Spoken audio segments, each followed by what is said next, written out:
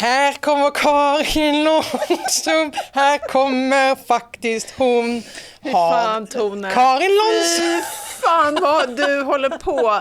Det är så jävla hemskt. Idag ska vi ha min idol med i programmet.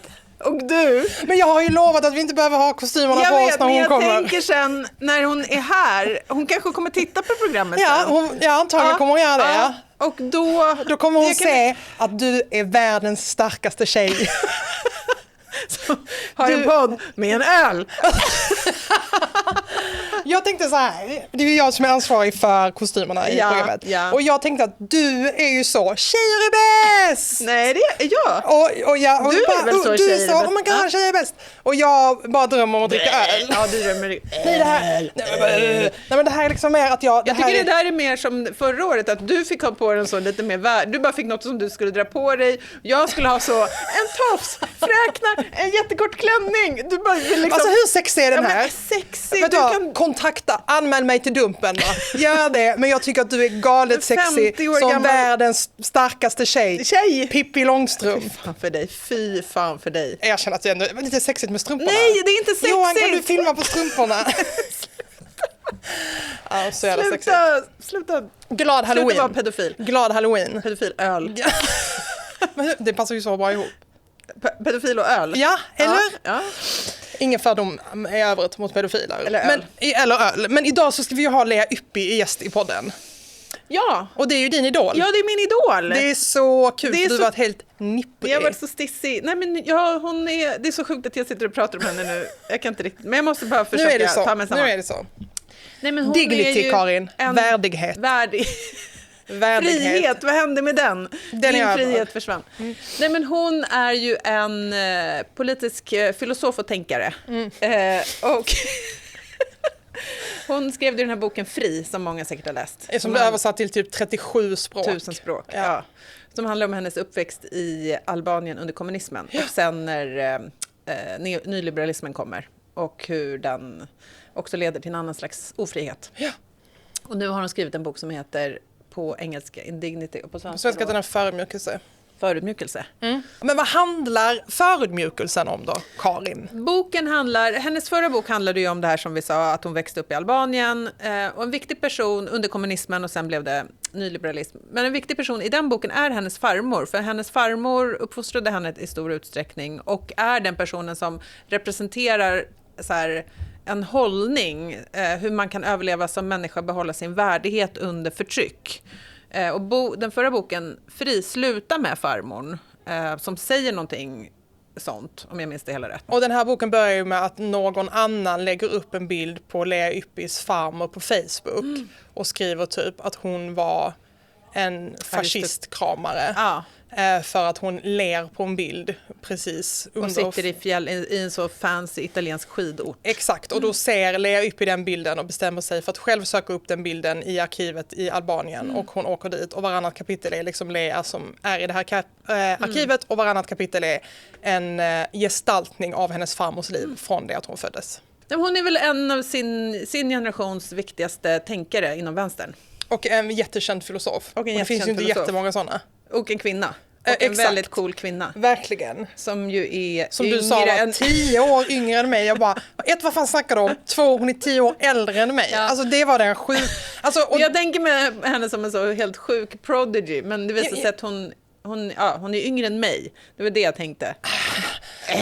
Jag får panik när jag tänker på det här. Men det skulle inte... Och jag har upptäckt henne via dig. Ja. Så det ska bli jättekul för henne att prata om den här boken. Jo, en lång text av Nora Adin Fares i Dagens ETC. Ja, den läste jag också. Som handlade om att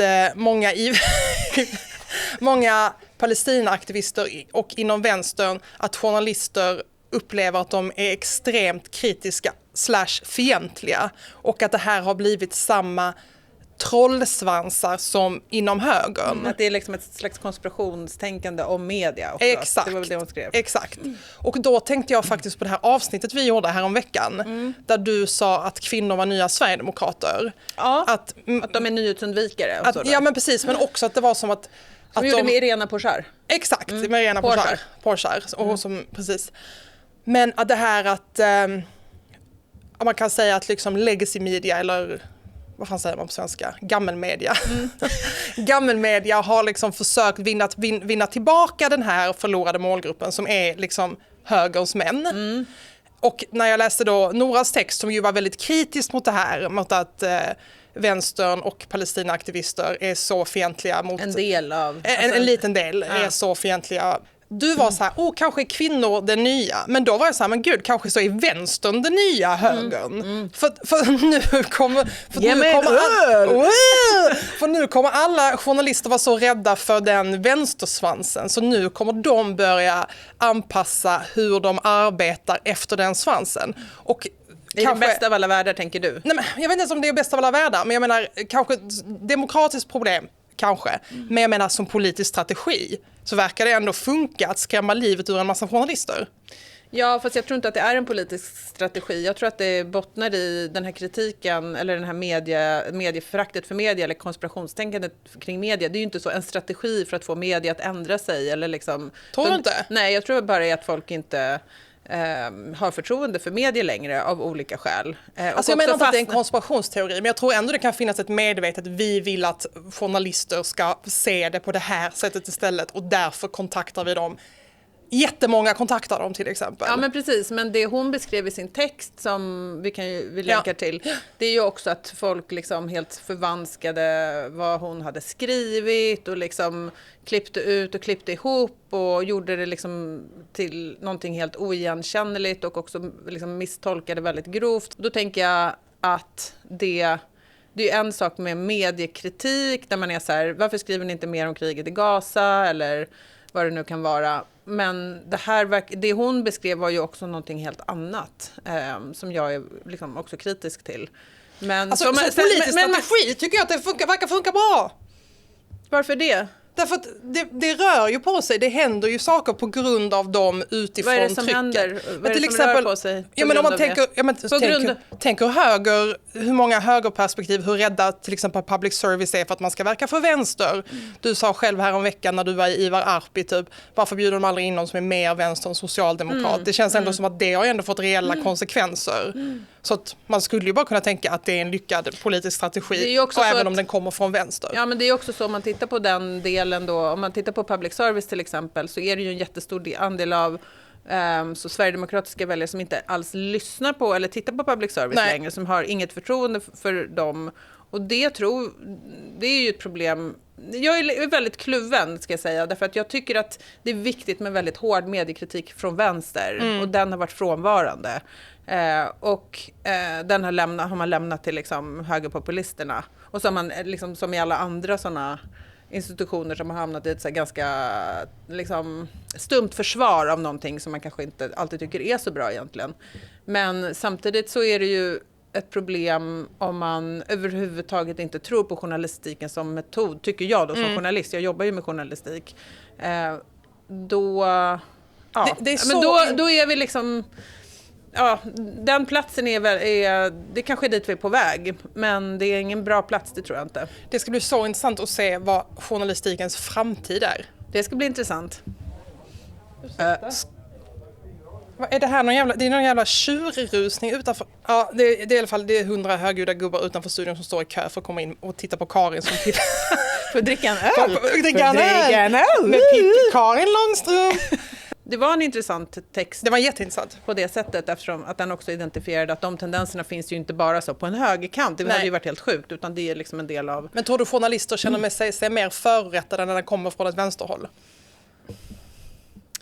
Nej, det tror jag. Mer förorättade. Jag typ att man är så här, what the fuck typ. Jag tror på humanism typ. Ja, kanske. Och du med? En del. Vissa kanske. Ja, det är svårt att säga. Det är svårt att säga, jag vet faktiskt inte. Ja, men läs den texten här. Ja, jättespännande. Och jag bara tyckte det var intressant.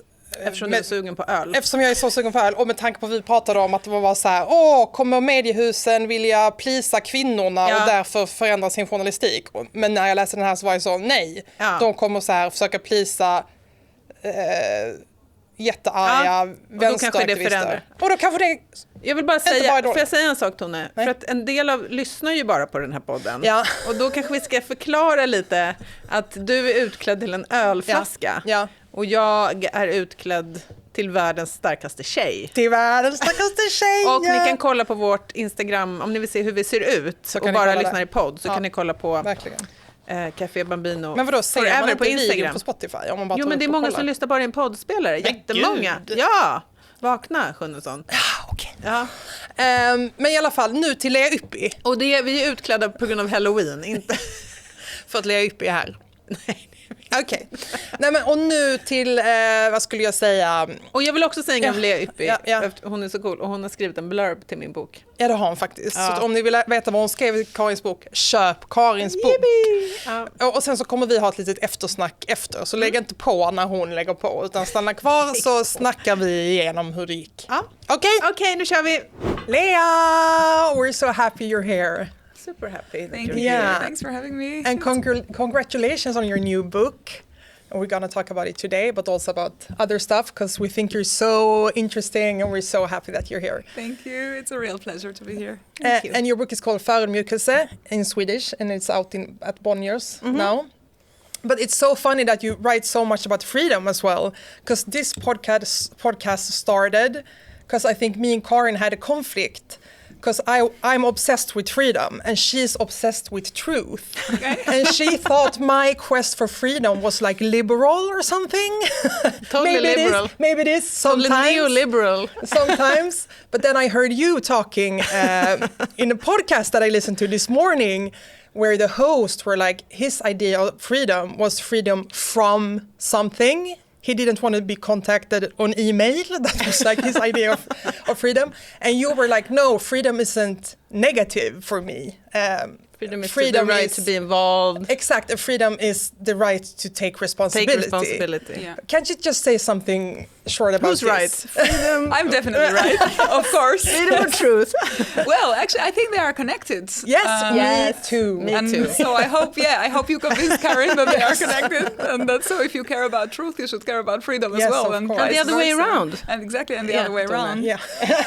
So I think, and they are connected, because for me, freedom is something that you experience in the moment of moral responsibility. It's not just doing whatever you feel like and following your passions or your inclinations or your instincts. I think this is an old argument. Plato already thought that this is a kind of slavery of passions, and that actually you really experience it as a human when you ask yourself, but should I do this?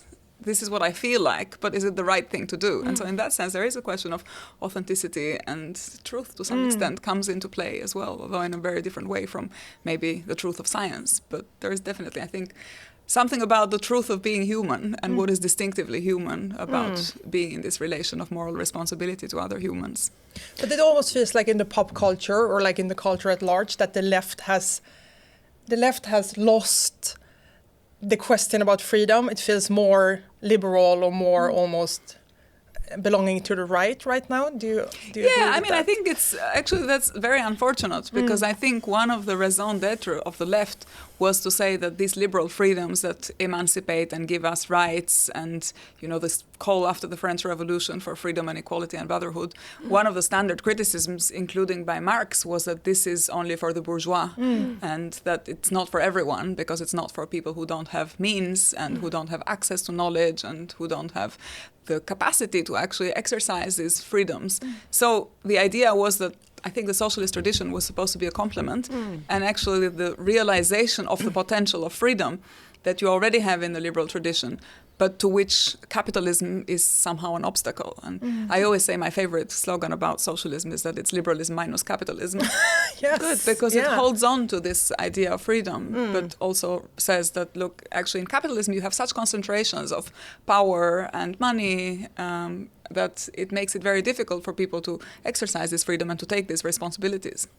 So your last book, we're going to talk about your new book, but your last book was called Freedom, and it was about your upbringing in communist Albania, growing up in communist Albania, and seeing one oppression or one system of politics structuring society being very rapidly exchanged for market. For the market, basically, and the way you write about it is like trying to find, as I read it, problems with both systems, or not being too naive in thinking about, I mean, to Tone's point, freedom has in our modern discourse or in the last 30, 40 years been so much connected to the idea of the market, basically. The market is per definition by the right or by the neoliberals seen as the definition of freedom. So the question is, like, how do we take that concept then away from, or how do we liberate freedom from the market? I mean, I guess a lot of my book was about this difference between freedom as an ideology. Right. And that is something that someone always packs for you in a way that says, now this is real freedom. And freedom as an ideal, which is for me a search and a pursuit that really has to do with realizing this moral potential that we all have.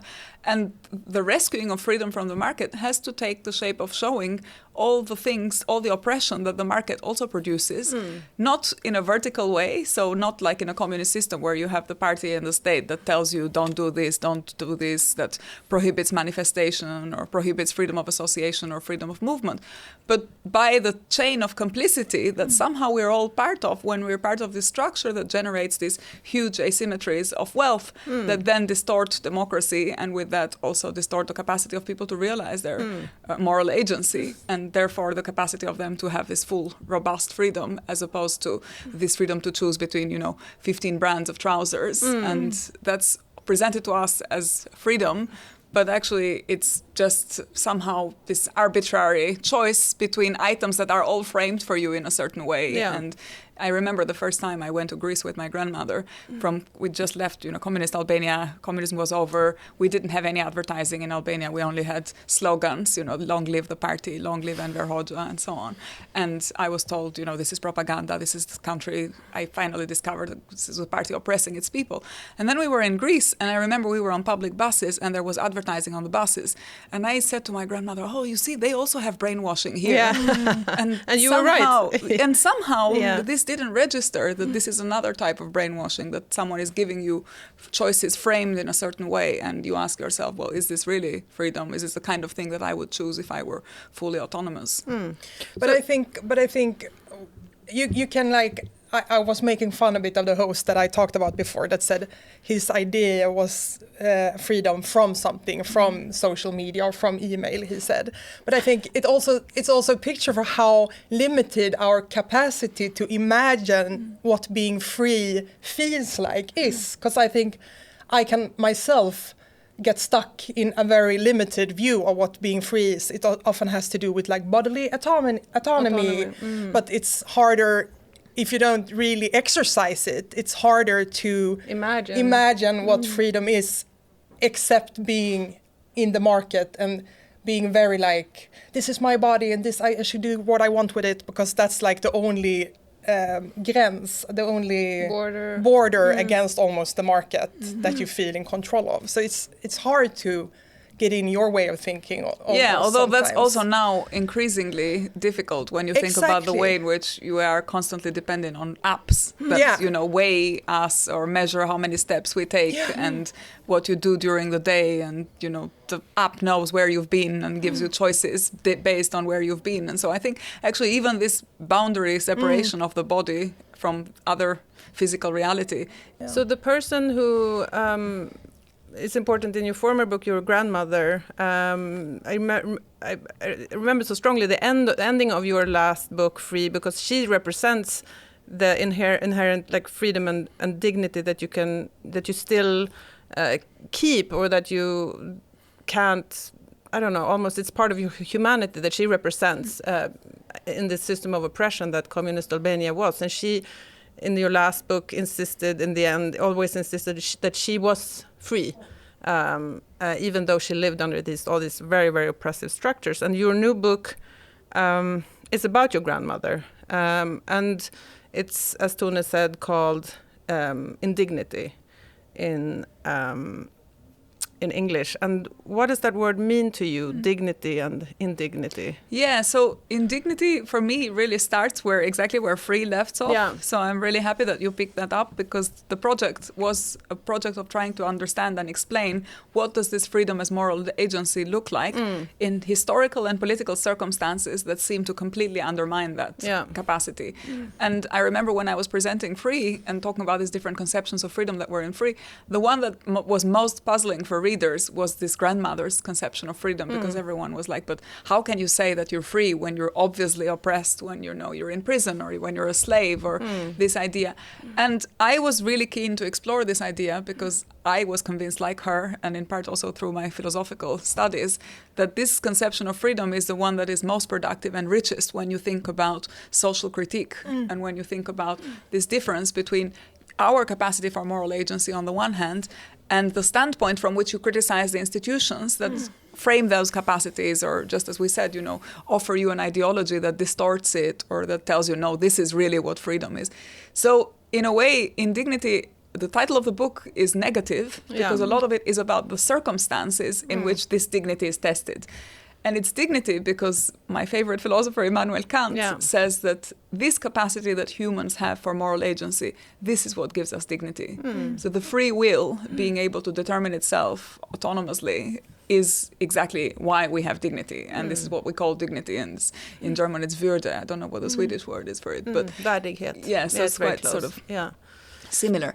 And and the whole book is basically an effort to say, well, what does this dignity consist of when everything tramples it, and when the word dignity itself is at the mercy of these different political projects, each of which say we are going to give dignity to the people. And so most of the book is set in the interwar period and then running up to World War II, and then covers a little bit of the immediate aftermath of World War II.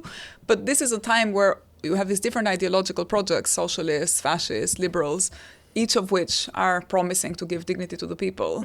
And yet, never before has dignity been more violated than exactly in this period. And so it's paradoxical that, after the French Revolution, after this discovery of, the concept of dignity, you then have this catastrophe of the 20th century that's almost inconceivable. So your family lived, and you describe your family history. They lived in the Ottoman Empire, and then the empire fell. Nationalism, war took its place, and there was a massive forced displacement, and people were forced into these also national identities that they didn't really have a relationship maybe as strongly before.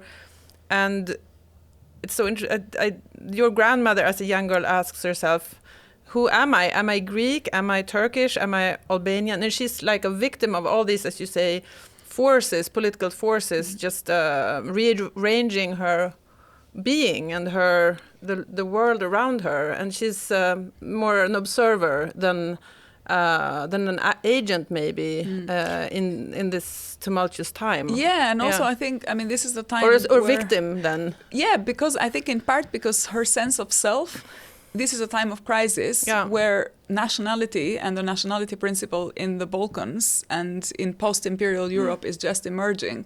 And so this thing that we now take completely for granted, which is our nationality, our passport, this was a time where just before that, you didn't have any passports. People were traveling across the empire, and then suddenly you have these borders that define who you are depending on where you were born. And this was something that always actually perplexed me as a child when I spoke to my grandmother, because I always remember she spoke about Greeks and Greece, and she would say things like, oh, I didn't like it, I don't like Greeks. And I thought, well, how can you say you don't like Greeks? You were born in Greece. Because for me, Salonika was Greece. And for her, on the other hand, it was this cosmopolitan, multicultural city where lots of different groups lived, which were not defined by this nationality principle. And it was hugely disruptive for the city when that had to happen. When it became a Greek city in 1912, she was born in 1918, so it was very few years and the city was still taking time to adapt, but it was still very multicultural and lots of different languages. And there was a mosque and a minaret and a church and Orthodox church, and there was a large Jewish component of the city. So basically, this nationality principle by which which everyone had to live eventually in the 1920s and 30s. And that really shaped, I think, the fate of Europe from then on, and still determines the kinds of things that go on now. Even if you think about geopolitics and geopolitical conflict, most of these conflicts that we discuss are born out of some nationality conflict or other. Yeah. This was a very new force and something that people struggled to adapt and to reckon with, because their sense of identity was shaped by these imperial structures that suddenly didn't exist anymore. And the end of World War I marked the end of that cosmopolitan multicultural world, and this need to then ask this question, who are you, in a very different way from how they had done before. No, it feels like, I mean, reading your book and thinking about the history of Europe and the world, I guess, but I mean, we talked about the concept of the market and how difficult it is to think about freedom outside the market. But nowadays, it's also very difficult, I think, for many people to think about politics, a politics outside the nation state or outside the nation. And I struggle with that myself. And we take nationalism and the nation very much as a given, thinking about how to realize political ideas and think about what a people mean, like what a political community or a group of people means. And what's your view on nationalism as a political force? Because it's complex. For me, it's a complex, and I'm very conflicted about it. Yeah, I know, and it's very interesting. So my very first PhD work was my thesis. My first academic book was called Statist Cosmopolitanism. Yeah, and the idea was that you needed the nation state to realize even something like a cosmopolitan, some sort of larger whole somehow. And so I was very much, from a philosophical perspective, convinced that cosmopolitanism, the way you define the human as something that has value regardless of the class or the gender or the nation state that they belong to, I think from a moral perspective is the right position. But then when you ask yourself, well, what does this mean politically? I the time had this idea that actually you still needed the state and indeed the nation state to realize cosmopolitanism as a kind of tool. But I've actually become, and at the time, my effort was very much to distinguish between good and bad nationalism. Right. Yeah. And to think of nationalism as a progressive force. And if you think of it historically, it was a progressive force because it was very important in the fight against these empires and the ancien regime, and it was very important to democratize down. And to kind of criticize these old aristocratic elites that were all cousins with each other, and there was this family principle and the class principle that was much more important than the common language and the common culture. And if you think about what democracy needs, which is education, then it's really important to have uniform language and uniform national culture. And so nationalism, I think, really played a progressive role. And when in time is this? Is it like... Well, I mean, I'd say around the French Revolution, and indeed, in the immediate aftermath of the French Revolution, when all these then imperial structures and nations within empires were trying to fight for self-determination, including in Albania. And Albania came much later compared to other countries. It was late 19th century. Okay. But the nationality principle and this common language and common culture were really important in the fight against the Ottoman Empire, for example. Or the Irish struggle against for self-determination, this principle of the self-determination. And of course then politically with, the League of Nations, Will Wilson, the Wilson-Lenin sort of coming together immediately after World War I, it was really important. All of which is to say that I started out being really sympathetic, and I'm increasingly convinced that now nationalism is just a reactionary force. And the way by necessity or inherently, or because I think nationalism is productive only when it's critical, not when it represents the status quo. So it was important when it was a part of the fight against something, which was the empire. But I think now nationalism is what frames the nation state. And the nation state is the organizing principle of political life. And the nation state now defines itself against another. Now you might say, well, this is civic nationalism. It's not ethnic nationalism. It's not defined by, just some habits or some primordial element. It's about, the law and the structures of solidarity that the nation state creates. But it's still defined as against another, and the border is what the nation state protects and defends, and I think it's not about liberating the people within the nation anymore. It's more it's against kind of entrenching a unit against what threatens that unit from the outside, when actually the reasons that there is that threat have something to do with the way the nation state dominates our way of organizing the international order. And so you don't have then supra-state institutions that would enable you to resolve these asymmetries of wealth and power that produce the pressure, for example, on the borders of the nation state. So this, for me now, this discussion around nationalism, which used to be thought of as very progressive and very important, I can't separate it from migration and from the way in which nationalism is mobilized in anti-migration discourse, often to just police the boundaries of the state and to kind of scapegoat minorities and to distinguish between the groups who belong, the groups who don't belong, the groups who undermine the integrity of the nation and adapt or don't adapt. And all these conversations around migration, I think, are now very much around the nation-state principle. And so I think it's actually increasingly become a completely regressive force. And I just struggle to think whether there's any nationalism out there that could be saved in this. I was listening to a podcast you did where you talked about not being able to, and I think this might be interesting for Swedish listeners to understand. I mean, you're from Albania and you have part of your family there, but living in the UK, you basically they can't come to visit you. Yeah, no, they can't because they don't get a visa. My brother's never been. We were recently thinking about, is it worth applying? And I said, no, it's not worth applying because he's a young man. That's how hard it is. Yeah, because he's a young man of working age. Yeah. And if you come from that demographic and you're Albanian, probably the application is processed by AI or not even by a human. And so you just enter a category of people who should be denied a visa. And so it really doesn't matter what you are.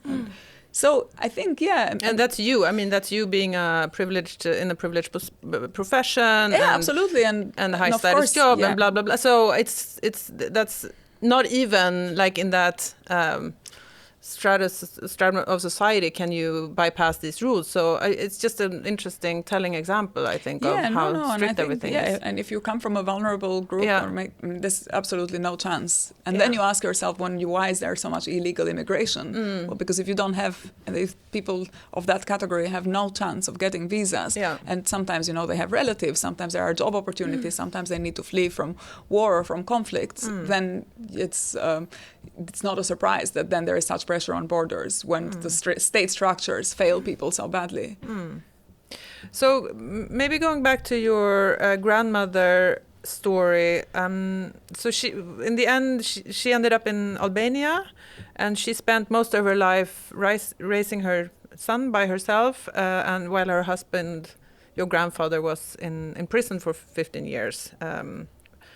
And still, coming back to this, her insisting always, and also how we started out this conversation, that she wasn't a victim, that she was free. Are you struggling with that? Like, can you talk a bit more about your feelings around that position of hers, or that really her insisting on that? Yeah, I mean, it was in some ways what helped me when I navigated with my own transitions. When communism fell, I was in a very different position from my parents, even my grandmother, because I thought I was free up to that point. And then actually being a teenager in these years of transition to capitalism was really grim and dark, because there was nothing to do. We didn't have school books anymore. There was no electricity. You couldn't go out because it had suddenly become unsafe, because all these questions of, drugs and smuggling were emerging. And she was the person that I turned to for guidance and for support in these transitions. You were very close. We were very close. She raised me. And she had increasingly started to open up about her life and was telling me about this life that was a life made of first great privilege and wealth and power, and then losing everything and being the wife of a political prisoner and a single mother for such a long time, and working and doing menial jobs in the countryside. And so this connection was really important, because she always told me, but it's not about whether you can go out or not go out, or that's not really what freedom is. It's really being yourself and thinking about your integrity and trying to retain that integrity when the world undermines it. And at that time it was helpful for me, because it sort of gives you a kind of compass, and especially in this post-ideological, post-religious, we didn't have religion, we didn't have, ideology was dead, this is Fukuyama, end of history. Yeah. It's hard to have any set of values. And so for me, this became like the anchoring value of someone who is in a world where there are no values and where there is no support from any other institution out there. The family was breaking apart. My mother had left for Italy at some point, and just everything, all my friends had left Albania. And so you felt a similar sense of loss, and yet there was someone who had gone through much greater loss and had managed to cope with much harder circumstances just with the help of this idea. I think I now struggle a bit with it because although it's a very comforting and it's an important idea, the way she articulated it is always also a bit individualistic and almost has this kind of aristocratic sense of I'm superior, whatever they do to me, they can't take my dignity. And I always felt that it was important to decline this also more socially and more politically, and to try and make it work for the world, and to think about relations as not just, the person that maintains her integrity in the face of an adverse world, but to think about what kind of structures of solidarity and what kind of relations you need to build to make sure that this dignity is a driving force for an entire movement. And I think now maybe that's the difference between me and my grandmother. I'm much more political, and I think of that idea as also at the source of political projects that are critical of the status quo. Yeah, but I also like the idea that no one else can strip you of your dignity. I think that's very powerful when you read your book, that it's something that you have inherent that the system or can't take from you. Do you think it's too romantic? No, I don't. No, I agree with it. I like it. It's more for me a question of what you do with it. So there is a stance of passivity that can come out of it as well, that says, I have my dignity, I don't lose it, therefore I don't fight for anything. And that's partly what I also wanted to test in the book. I mean, the book is not just about her conception of dignity. It's about this conception of dignity with vis-a-vis a lot of other conceptions. There's a kind of more stoic take on dignity, and there's a more Nietzschean take. And there's all these different ways of thinking about dignity that are conveyed through different characters and different parts of the plot. But mainly to test this idea that I think in her was very strong, that it really was about this person who is upright and stands and resists. And as I say, I like that, and it's certainly important as a starting point, but you need to say something more. It can't just be the end of the conversation, because I think it is important to then also say, okay, but what can we do to have a world in which we are more enabled to live like that, as opposed to a world where everyone entrenches and says, well, I have my dignity, capitalism is not going to strip me of my dignity. You can get out of your apps and get out of the market and go and, live as a hermit somewhere, and you can find ways of exiting. But there's, as I said, there's a risk from that conception that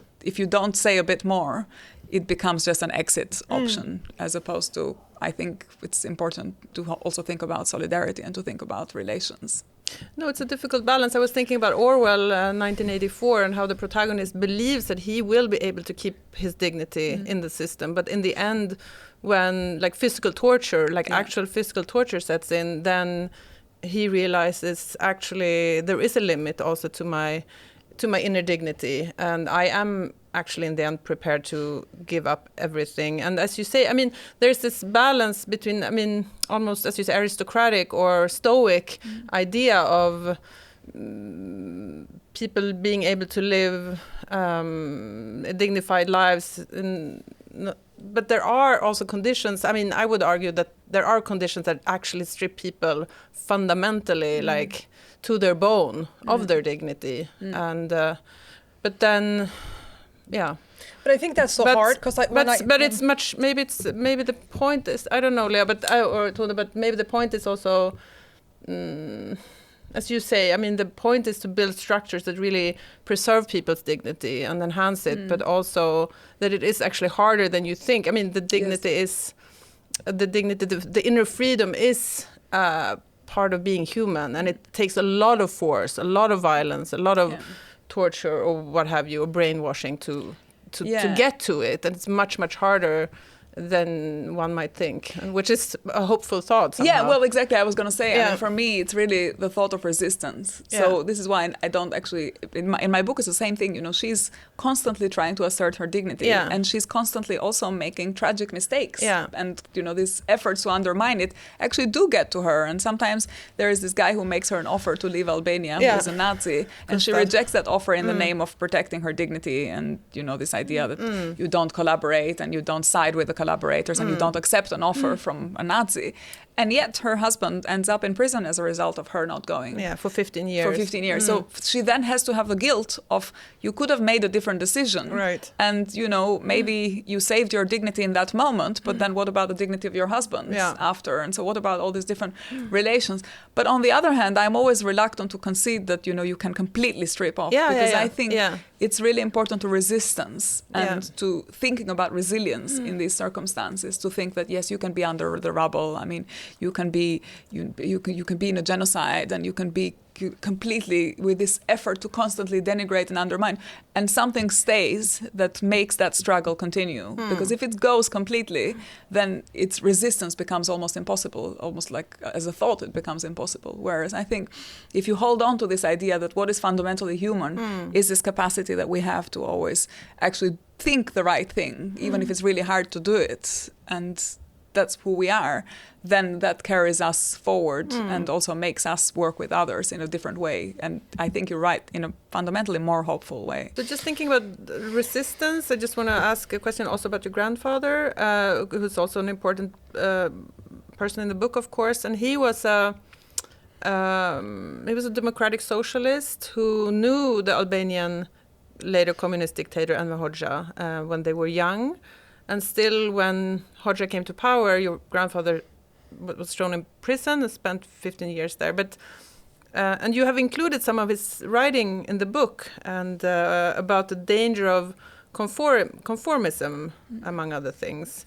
And also, I heard you say on some podcast that when he came out of prison, actually after 15 years, he was still a democratic socialist. And what does he represent for you, and also in your thinking? Well, I mean, I suppose his is the position that I also identify with. So he is this kind of social democrat of the early hours. Before the split. Before the split between the kind of, the reformists and the revolutionary social democrats. Popular front. And I think, but even before that, sort of in theory, I think social democracy was born out of this idea that democracy and capitalism are not compatible. For sure. And that you need to democratize society, you need to overcome capitalism. And this is a thought that no social democrat now would recognize. Because I think a lot of contemporary social democrats think that social democracy is about taming capitalism or living with capitalism, or you can't do anything about it, so you just better adapt and finding ways of some forces that counter some of the worst. But it really is about adapting to it rather than overcoming it. Whereas I think the meaning of that entire struggle was to try and overcome capitalism. And I think he's really important also because he represents, both in my book but also in my thinking, this strand of thought that refuses to concede that Stalinism or state socialism or, this experience of the 20th century socialism that is the Eastern European former communist countries' experience, defines all there is to socialism. And I think it was important because when frihet came out in Albania, a lot of people were saying, you're being nostalgic and you're talking about this freedom and the unfreedom of capitalism, and that automatically must mean that if you say that capitalism is unfree, then you like Albania under Hoxha. And I felt always very aggrieved by this, because I thought, well, why is this experience of all the dissidents from the left of Soviet socialism forgotten, and their struggle almost becomes meaningless because it gets co-opted into something very different, which they would not have recognized, which even someone like my grandfather, when he came out of prison, he still thought there was a problem with capitalism, because whatever happened to Albania, capitalism hadn't changed. It hadn't become, just because it was bad in Albania or in the former Soviet Union, it didn't make it better elsewhere. And I think this thought carries a lot of weight also in the post-89 period, where somehow everyone assumed that now that the socialist world has collapsed, that must mean that the capitalist world is better. Exactly. And I just don't think it follows. And therefore, what was important at that point, and I think what is important now, is to recover a view of change that emerges from the ashes of both that state socialist collapse, but also that reckons with the failures of liberalism and capitalism over the last few hundred years. So I think and in a way it's a very idealized vision, the one that he has, and it's one that is also tested against circumstances and geopolitics, and in the conditions of Albania in 1930, 1940 seems also very dreamy, because it's obvious that in a country like that, those who wield power in a certain way are going to have the upper hand. And if you're like a real democrat like he is, but you're in a place where 90% of people can't read and write, it's obvious that the much more Leninist, vanguardist project will win, as it did. That's what Hoxha realized. That's what Hoxha realized, and that's what actually happened historically, and maybe it's sort of,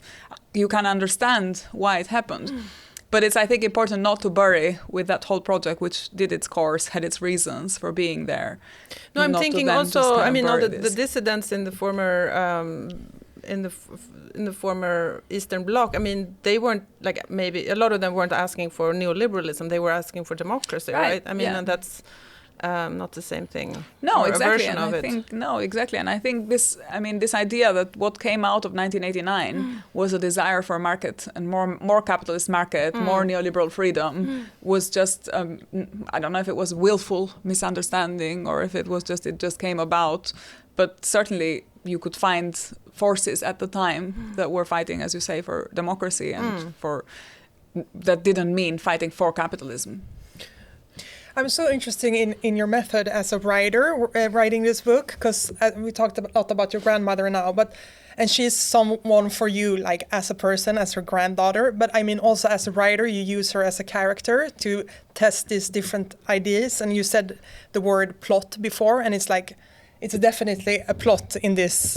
How do you approach writing about political philosophy in this way? And I guess the way I define it, when I'm asked, I say that it's in part of family history, in part literature, in part of political history of Europe, and a part of philosophical essay. And it's really hard to actually disentangle. I think they're all going on at the same time. And the book really is a hybrid of fiction and non-fiction. It's really hard to say, well, it's one thing. But how did you separate yourself as a writer and as a granddaughter when you were writing the fiction? Well, I mean, so I started with these archival records and with trying to recover and trace her life based on these documents of the Albanian Secret Service. And then I realized that actually you can only trust the archive so much because once you go there, you realize the archive is also being constructed by someone and has its own rationale. And there's this power behind it that structures the world for you in the way it wants it to be structured. And this wasn't just in the communist archive where there's lots of mistakes in the files and lots of ambiguity. You go to Greece and they say there's not much evidence about the Ottoman Empire, or you go to Italy and they'll say there's not much evidence about women. So there's all these kind of silences in the archive that are the silences of power over certain subjects or over certain lives. And I realized that if you just get guided by the truth of the archive, you soon discover that the archive is a kind of fiction, and it's the fiction of the people who are in power, the story they want to tell about themselves. You know, it's nationalism, it's male patriarchy, or it's communism, or whatever. And so then I thought, okay, but what does it take to fill these silences? And who has the authority to tell a different story that can speak of the gaps of the archive? And it occurred to me that this is what literature does. It kind of takes historical detail and it is rooted in fragments and lives that are lost out there. And it brings those lives in a way together, weaves them with a larger story to tell about motives, about morality, about failures, about moral dilemmas, tensions through plot and character. And then the story that you tell is maybe one that it starts as the lie of literature, but maybe has a higher truth to tell you about the human condition than the truth of the archive. So I think, and the way I made this decision was to use the different narrative voices. So when I speak in the first person, it's about me going to the archive and finding these things and grappling with the records and with the ethics of the archive and this relationship between power and ideology and how that is then delivered as evidence in the archive. When I write in the third person, it's like a kind of 19th century novel narrator that tries to identify with all of the characters and through the characters convey details of the time. And the characters are all based on historical details. So even when there is kind of condensing into one character of different lives that you find in the archive, they're actually based on historical evidence, letters or memoirs or diplomatic records or newspaper cuttings from that period. And so everything is actually, even though it's fictionalized, it's also all based on historical research. Because I think it's interesting in a novel, or in the book, sorry, not novel, but you also struggle with your own, when you're in the archive, they ask you repeatedly, are you here as a family member, or are you here as an academic? And you choose again and again to be there as an academic. I thought because there is a lot of pressure that comes from being a family member. I mean, especially in these circumstances of like post-communist reconstruction of files and surveillance. There's a lot of people who go there thinking that they'll find their family heroes, and then they discover that what they thought of as a hero was a perpetrator and someone who spied on their relatives. Or it's very grim. So there is a burden of telling the story as a family member and relating to this documents as a family member, because then you are bearing the responsibility. You are the next in line. You're legally responsible for, just as you inherit the property, you also inherit the guilt. And the shame. But I also thought that, there's all these characters, these people that you meet in the archives that have no descendants. So all these stories, and the book starts with this effort to think about dignity after death and what does it mean for someone who tried to live that way with dignity when that effort is over because they're dead, and who is in a position to carry over their search and to carry over their quest, and in some ways also to continue the struggle. And I thought then when I was going to the archives, there's all these people. I mean, my grandmother happened to have a granddaughter who could do this for her. But there's all these lives that are lost in the archive and they have no descendants. And so I thought, well, maybe I can adopt them. And then a writer becomes the family member that then conveys all these lost stories through literature. It's a big task for you now with all these archives. Yeah, and of course, you do what you can. But I think there is something to the third person narrator and the novelist that engages with these lives in a way that also takes responsibility for them, but it's a very different kind of responsibility from the responsibility of a family member. So that's why the book is kind of constantly shifting between the one and the other. Also as a way of shifting some of the burden to the reader to think, okay, which one is now the real truth? Talking about going back to freedom and truth.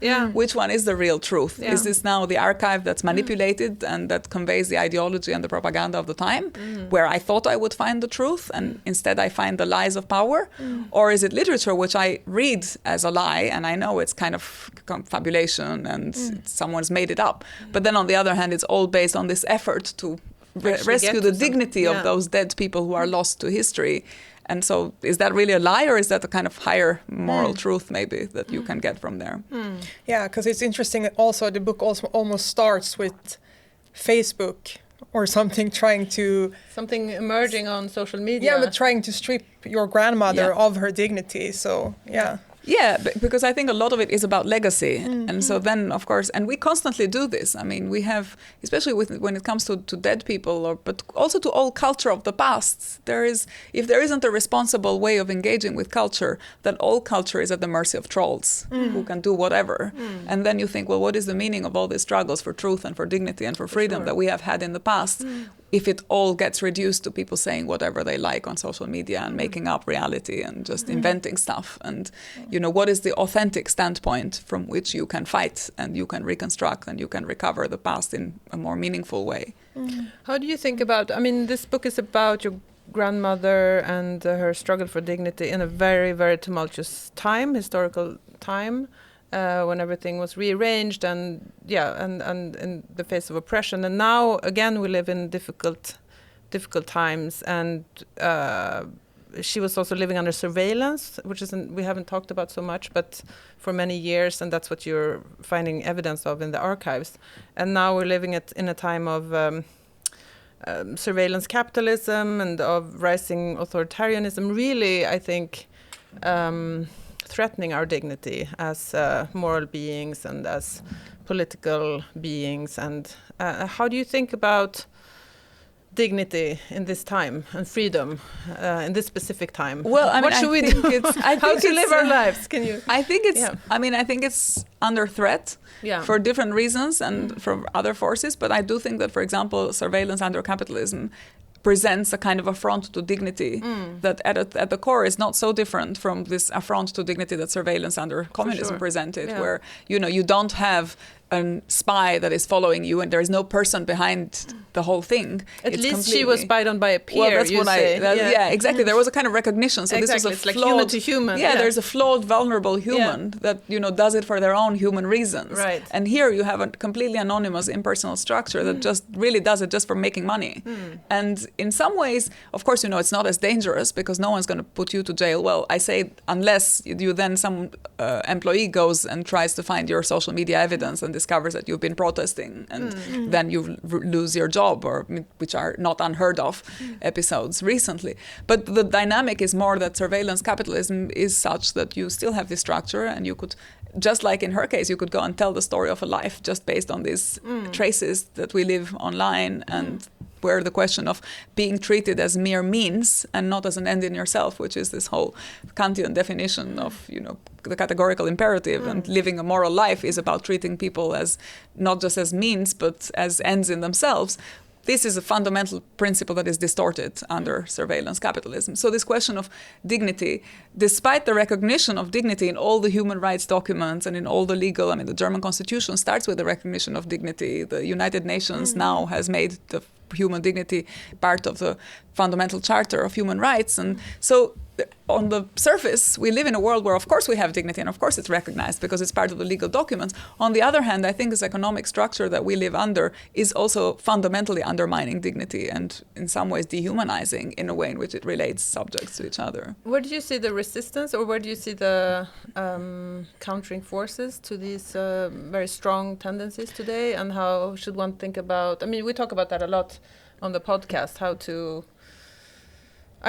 be a living, dignified, moral human being in these times, and what you can do as an individual. Yeah, I mean, I don't think there is a kind of unified story or unified account for what one you can do. In part because I think politically, the structure through which this unification of the concerns of people in their daily lives and power is the party.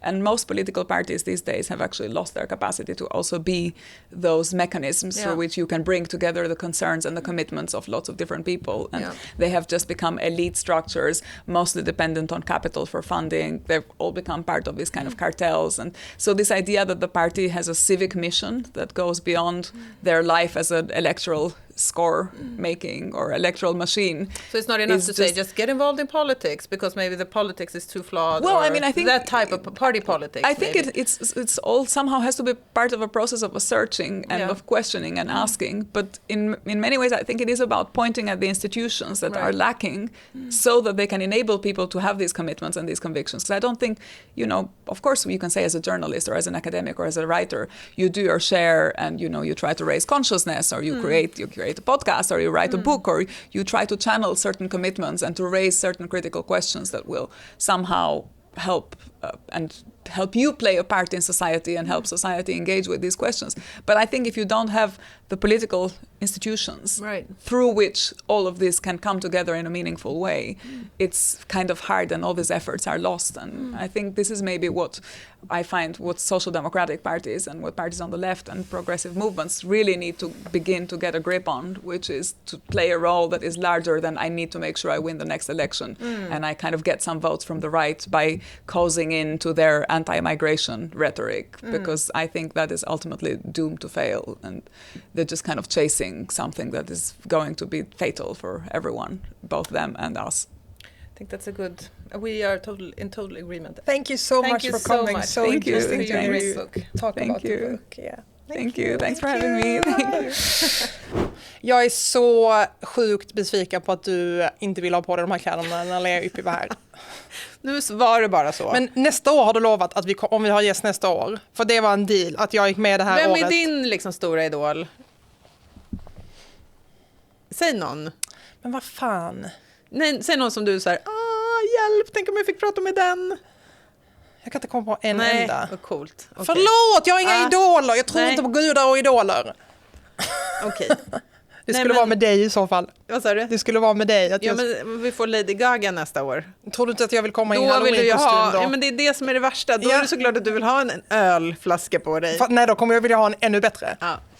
Okej, men jag är nöjd med hur det blev. Okej, det var min gåva till dig. Jag ville behålla min värdighet. Men som vi lärde oss i det här samtalet så har varje människa en inre värdighet som inte kan berövas den. Det är skönt. Nu när jag tittar på dig så tvivlar jag starkt. Okej, vad fan Karin? Vad tyckte du om samtalet då? Jag tyckte det var jätteintressant. Och men det är ju de här frågorna man grubblar på mycket. Friheten, värdigheten. Också nu skriver hon om sin farmor, men det blir ju också, frågan bollas ju tillbaka till en som läsare såklart. Vad den här jävla tiden vi lever i, hur ska man leva? Vad tyckte du om hennes sågning av socialdemokratin i slutet? Den håller jag ju stora drag med om. För du sa inte emot till henne som du brukar säga emot till mig. Det är allt jag har att säga. Jag tyckte hon hade en väl genomtänkt kritik. Det här är helt sjukt. Det här är helt filosofiskt sjukt. och teoretiskt grundad. Okay. Du är mer så en vanlig hater. Hon var ändå så... Hon är också en vanlig hater, men bara med lite finare jag ord. är liksom också typ OG socialdemokrat före liksom... Nej, jag uppfattar inte alls att hon var OG. Hon var så här pre-dinosaurs, innan socialdemokratin hade satts till havs. De stora kompromisserna och partisplittringarna.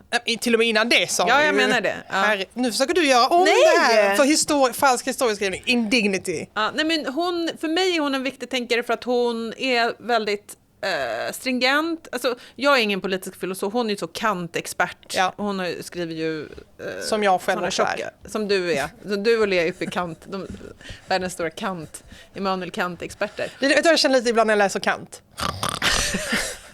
Honestly. Ja, hur ofta är det? Nej, men det har faktiskt hänt på universitetet en hel del. Alltså. Ja. Det finns de jag tycker är roligare att läsa. Men jag har lyssnat mycket av hennes föreläsningar och poddar och läst sådana texter som är liksom artiklar, essäer som är riktade till alltså jag ifrågasätter inte att du är en Lea Ypi-expert. Nej, men jag är inte det. Jag är verkligen inte det. Men jag uppskattar henne som tänker, för hon är konsekvent. Och hon är väldigt humanistisk. Hon är en demokrat. Ja. Först och främst. Vad tyckte du om samtalet då? Jätteintressant. Vad tyckte du var intressant då? Vad tyckte jag var intressant? Vad tyckte jag inte var intressant? Säg någonting. Ja, men det var ju så galet intressant det här på slutet tyckte jag. När hon pratade faktiskt om sin metod. Alltså bara från writer to writer. Hur hon har gått in att skriva den här boken som ju både har ett biografiskt anslag och ett anspråk. Men som ju också är, liksom, som vi snackar om, varannat kapitel är ju plot-driven, fiktionaliserad, dialoger, alltså roman liksom.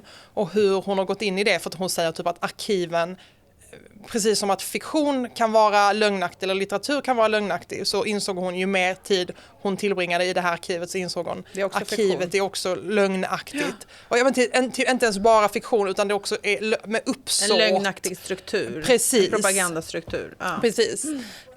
Och att hon verkar inte alls ha några kvalm över den här metoden som jag tror... Kval kanske, eller? Kval. Okej, Ypi. Min lilla från Pippi till Ypi. Nej men... Vad fan? Nej, men hon verkar liksom inte ha några så moraliska kval kring den här metoden som jag tror typ att jag kanske hade, eftersom hon både är ju barnbarn men också i sin roll som akademiker och författare och biograf. Alltså det är ju ett stort projekt hon tar sig an. Och jag tyckte bara det var intressant att höra hur hon ändå hade tagit sig. Jag tyckte det var jätteintressant och kanske borde vi pratat ännu mer om det, om hennes syn på nationalism. Verkligen. Det var spännande hur hon hade gjort den förflyttningen i sitt tänkande. Och där ville jag också prata med, för jag var typ så här, jag menar du säger så här, men the international order är inte, jag tror inte på gränser längre. Vad är hennes utopi för att organisera the international order? Därför att jag försökte, men du var helt så här, Tone, nu är min fråga typ. Jag försökte känna in, nej men det är absolut ingen fara, men jag kände det var lite ditt moment liksom. Nej men det borde du ha frågat. Verkligen, det var jättedåligt att du inte gjorde det. Nej men det tyckte jag var jätteintressant. Och det men det var så här, världens starkaste tjej var liksom lite där fram. Du hade bara kunnat... Och jag var bara en sån soft öl i bakgrunden. Ja, nej men det var kul. Det var höstens internationella gäst. Verkligen. Nu räcker det. Nu blir det lite... Och blir det du och jag tror jag mest. Verkligen. Och kunde ni inte engelska så hoppas jag att ni har såna där AI-hörlurar som översätter IRL. Alltså jag känner mig engelska var lite rostig idag. Nej, det var jättebra. Jag satt och tänkte så mycket på min utklädnad. Tror du hon kommer fira Halloween? Lea Ypi? Jag vet inte. Det som händer nu är att du och jag ska ut och ta en runda på redaktionen. Nej, jag skojar. Vi behöver faktiskt, vet du vad? Vi behöver inte ha en sämre ställning på den här redaktionen än vad vi redan har. Vi behöver ha en högre. Tror du att det här hjälper? Nej, hjälper vi stjälper så vi stannar här inne. Vi stannar här inne, byter om. Ja, men jag håller fast vid det jag sa. Kontakta Dumpen, anmäl mig för jag tycker du är galet sexy. Du är galet Vet sexig. du vad jag vill göra? Nej. Dricka upp dig. Ja, men Karin, tack för den här veckan. Tack för den här Som veckan, vanligt jätteintressant. Eller hur? Verkligen. Och vi hörs nästa vecka och då pratar vi om något helt annat. Okej, Du, hej då. nej, men vänta lite. Följ oss på YouTube, följ oss på Spotify, ge oss 5 stjärnor, tummen upp. Skriv gärna en kommentar. Och skriv gärna en kommentar. Vi hörs. Hej då! Hej då!